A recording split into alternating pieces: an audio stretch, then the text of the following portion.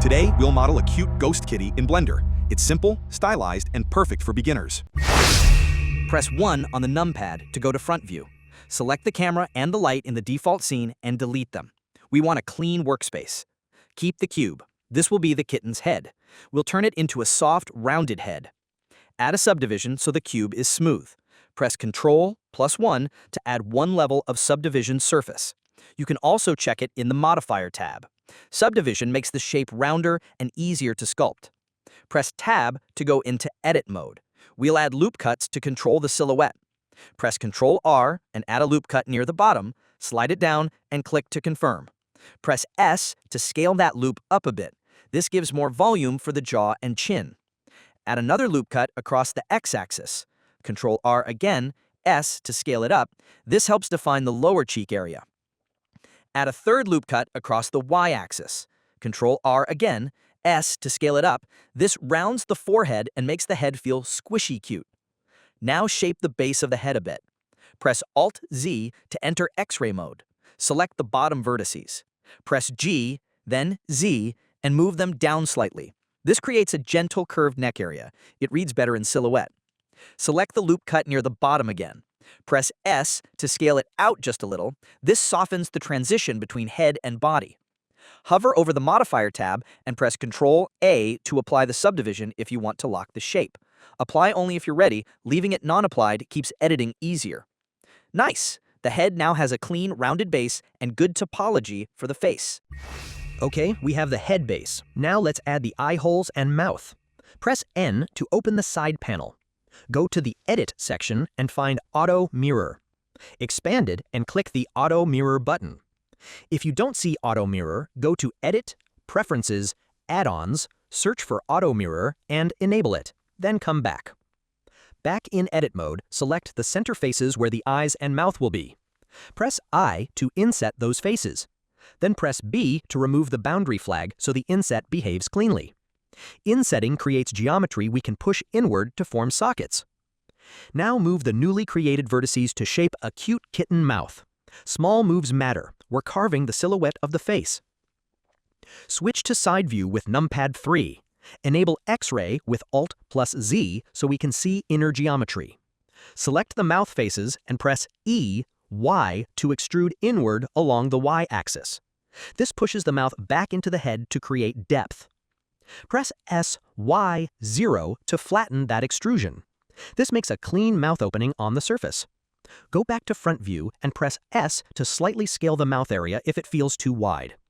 Select the edge loop around the mouth and press Ctrl+B to bevel it very slightly.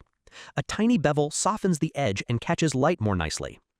Now grab the mouth vertices and refine the shape. Move the top vertices, G+Z, upward a little to form a gentle curve. Repeat the same for the bottom vertices, moving them down a touch. These small vertex tweaks create a natural mouth curve and a cute expression. Remember, small changes add up. Keep nudging until it reads well from the camera. Now we'll carve the eye sockets. In Edit mode, select these 4 faces where the eyes will go. Press I to inset them. This creates a rim for the eye and keeps geometry clean. Press B to turn off the boundary so the inset behaves nicely. Press X, Faces, to delete the inset faces. This opens the eye holes. Right-click, Loop Tools, Circle to make the hole perfectly round. If you don't see Loop Tools, enable it in Edit, Preferences, Add-ons, Loop Tools. With the eye faces still selected, press R and rotate them slightly. This helps the eyes follow the head's tilt and gives personality. Press S+X to scale the eye shape wider on X. Make them large. Big eyes read cute. Select the top vertices above the eye. Press S to scale them down a little. Then press G and move them to refine the eyelid curve. Small tweaks here change the expression a lot, so move carefully. Now loop select the eye rim and go to side view. Press E, Y to extrude the rim inward along the Y-axis. This gives depth to the socket. Press SY0 to flatten that extrusion so the inner shape is clean. Go back to front view. Press F to fill the opening if needed. Press S to scale the filled area down a touch so the pupil will sit nicely. Finish by selecting the outer edge loop and press Ctrl+B to bevel it very slightly. A tiny bevel softens the rim and catches highlights, making the eyes look nicer in render. Now let's add the ears. Press 7 for top view. Select these 4 faces where the ears will be. Press I to inset them, This creates an inner rim for the ear. Press S, Y, and scale them in a little on the Y-axis to tighten the base. Press X, then Faces to delete the inset faces. This opens the ear hole. Loop select the ear rim. Press E to extrude upward. We're pulling geometry up to form the ear shape. Press S, Z, 0 to flatten the extrusion slightly. This gives the ear a natural thickness. Press F to fill the top, then press S to scale the ear down so it reads cute and tiny. Add a control loop for shape. Control plus R, add a loop cut, then S to scale that loop out a bit. This helps sharpen the ear silhouette. Press G, Z, and move the ear down a touch toward the head so it sits correctly. Press 3 for side view. Enable X-ray if needed. Select the top vertices of the ear and G to move them forward slightly. This gives the ear a subtle forward tilt and better silhouette. For the ear tip, select the inner vertices and press J to join where needed. Select the side vertices and S to scale them out a bit. This flares the ear shape naturally. Select the 4 inner faces and press I to inset. Press E to extrude those inset faces slightly to make the inner ear recess. This creates depth inside the ear that catches light. Final smoothing, press Ctrl plus 2 to add 2 levels of subdivision surface. Right-click Shade Smooth. This makes the ear soft and stylized. Now jump back into edit mode and tweak the ear shape if needed. Small moves here change the expression a lot. If the mouth looks too large next to the ears, scale the mouth down slightly. A smaller mouth reads cuter on this head. Now let's make the body. Press Shift plus A, Mesh, Cube to add a cube. Press G, Z, and move it down under the head. Press Tab to enter edit mode. Select the top face and press X, Faces, to delete it. Removing the top lets the head sit into the body later. From front view, add a control loop. Press Ctrl, R, and click to add a loop cut across the middle. Press S to scale that loop out a little. This gives more volume for the belly. Select the bottom vertices, press G, and move them down to lengthen the body. Press S to scale the bottom in a bit. This creates a rounded base. Now we'll extrude to form a cute rounded shape. Press E to extrude, then G to move, and R to rotate roughly into position. Repeat, E to extrude, R to rotate, S to scale down. Do this a few times to build the lower body and tail flow. Each extrusion shapes the silhouette and creates a soft taper. After the last extrusion, tweak the vertices so the belly reads large and cute. The big belly makes the character feel friendly and stylized. Exit edit mode with Tab. Press Ctrl 2 to add a subdivision surface modifier with 2 levels. This smooths the body. Right-click, Shade Smooth so lighting looks soft on the surface. Finally, G and move the body so it sits nicely under the head. Adjust position until the head and body read as one single cute silhouette.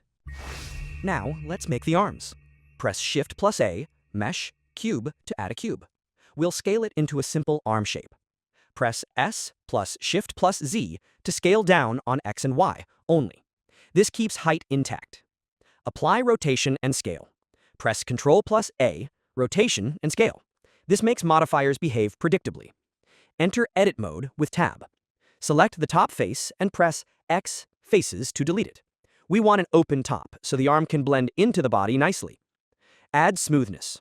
Press Ctrl plus 2 to add 2 levels of subdivision surface. Right-click, Shade Smooth. Add a control loop.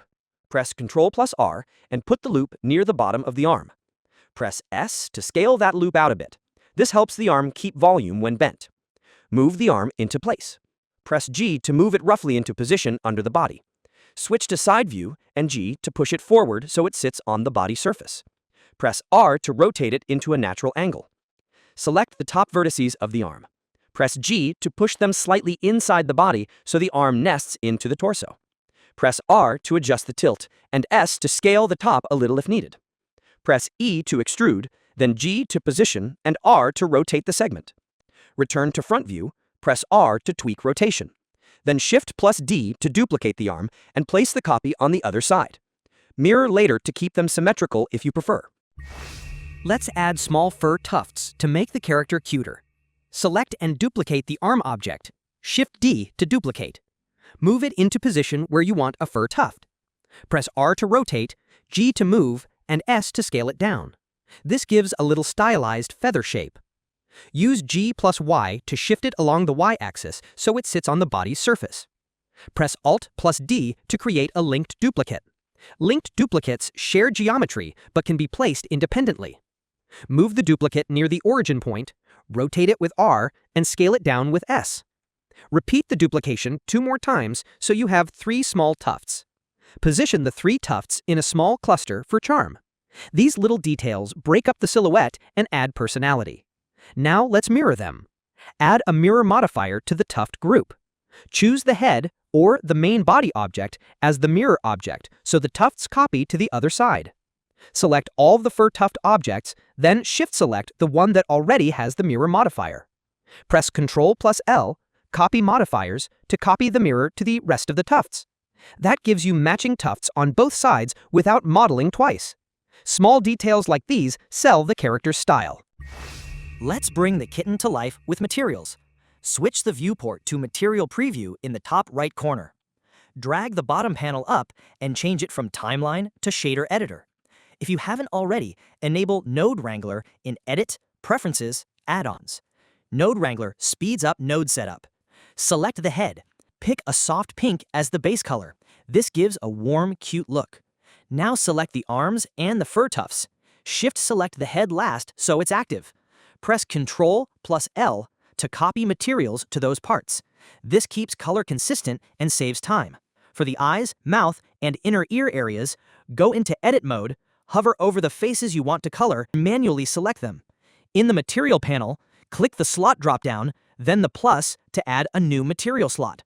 Press Assign to bind it to the selection. Click New and choose a darker pink or near black for pupils. This separates the face details from the main head color. Body gradient material. Select the body. Click New. We'll make a simple height-based gradient using nodes. Press Shift-A to add Separate XYZ. With Node Wrangler enabled, press Ctrl-T to add texture coordinate and mapping nodes quickly. Delete any image texture node that was added by default. Connect the mapping output into the Separate XYZ node. Take the Z output of Separate XYZ into a color ramp. Connect the color ramp output into the base color of the principled BSDF. The Z channel gives a vertical gradient across the body. Set the left handle of the color ramp to a dark blue. Set the right handle of the color ramp to the same pink as the head. This blends head and body colors and adds visual interest. And there we go. Our cute ghost kitten is finished. I hope you had fun and learned something useful. If this helped, please give the video a like. It really helps the channel. Leave a comment telling me what I should model next. If you want more tutorials like this, subscribe and hit the bell. Thanks so much for watching. See you in the next one. Until then, happy blending!